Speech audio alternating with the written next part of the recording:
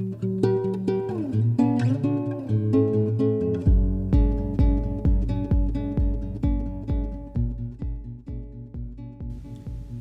my name is Chris and I work at the Sumner Public Library. I'm here today again to show you one of our summer reading program crafts.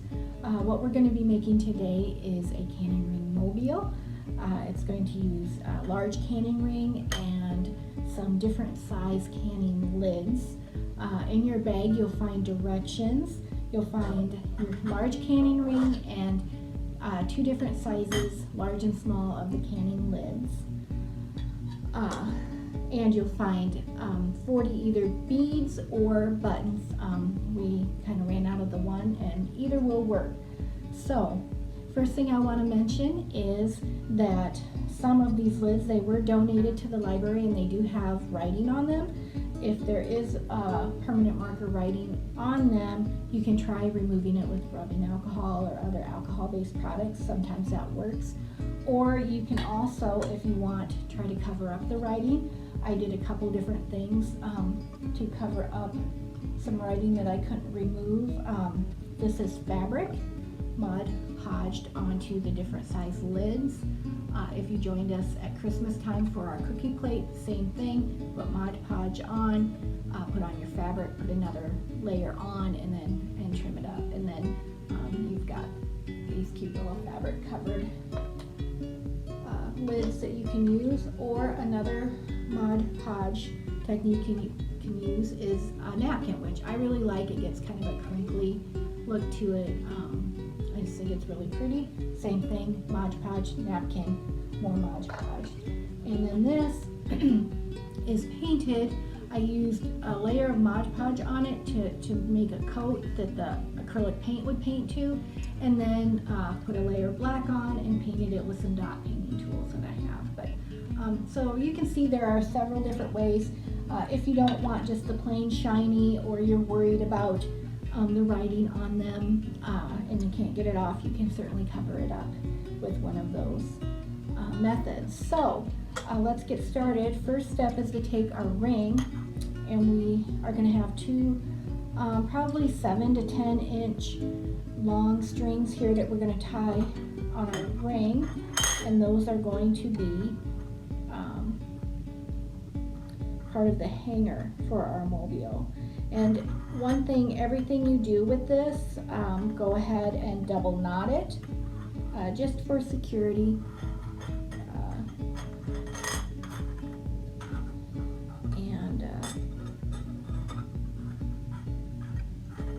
Just to help it so it doesn't come apart on you. Now these aren't really, you can put them outside. If you do anything with the Mod Podge, you'll want to get the outdoor Mod Podge if you plan on putting it outdoor. At home, mine, I just have it inside. It's inside the house in front of a window and where it catches the air. So you've got it tied and they're opposite each other, like this. I don't know if you can really see that. And then we're going to put the other one crossing it.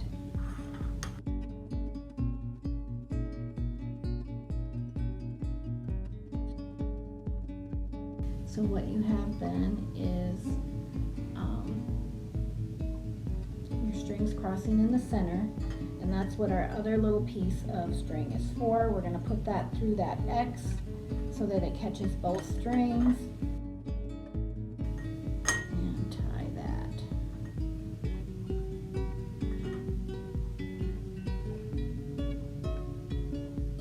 Okay. So this is going to be your base of your mobile, and you can adjust it a little bit. It slides a little bit, so and the weight will help keep it solid once you get all of your lids hanging on it. So that's what it should look like. Next thing I'm going to show you how to do is your lids. Your lids have all been hole punched for you already. And what I like to do is I start with a small lid and do small, large. You can do it any way you want. You can mix them however you want. It's totally up to you. I also cut my strings so that they were different lengths, so I kind of get, as you can see here, a ladder effect, a little bit of a stair step there. Again, that's something that's totally up to you. You can cut whatever lengths you want for whatever style you want. But with this last lid here, show you again, using your string and always double knotting. You can kind of tell that it'll make a pretty sound when they're all together. So, but double knotting, and then it's time to put on your beads or your buttons. As I mentioned before, I have some beads here. Some of you also will have buttons. You just slide the beads on the string. If you have a button, what I recommend is going in the front and then around the back then and out. So I'll show you with that. If you can see, we'll go in the front here and then just pick the hole that's opposite on your 4-hole buttons. If you have 2, it's just the other buttonhole, and like that. So it'll be on your string like this. So, and you can adjust that a little bit. Otherwise, if you have the beads, which the majority of you do, it'll be just sliding them on your string. You have a mixture of colors. You can apply them to your string. You can string them however you wish, whatever order. It's kind of just whatever you like.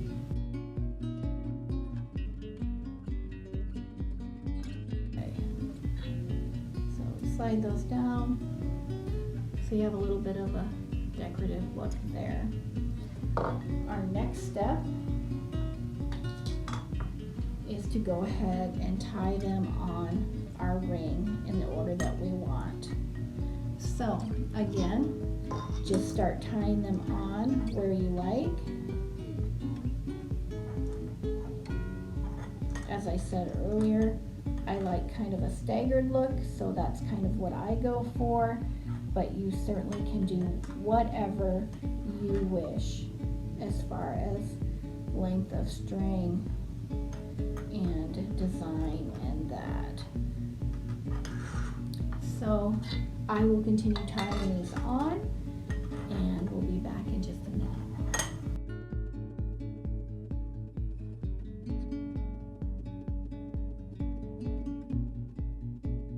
Okay, we finished tying on all of the strings, and you can just kind of space them out however you like around the ring. The strings will slide a little bit, that's okay.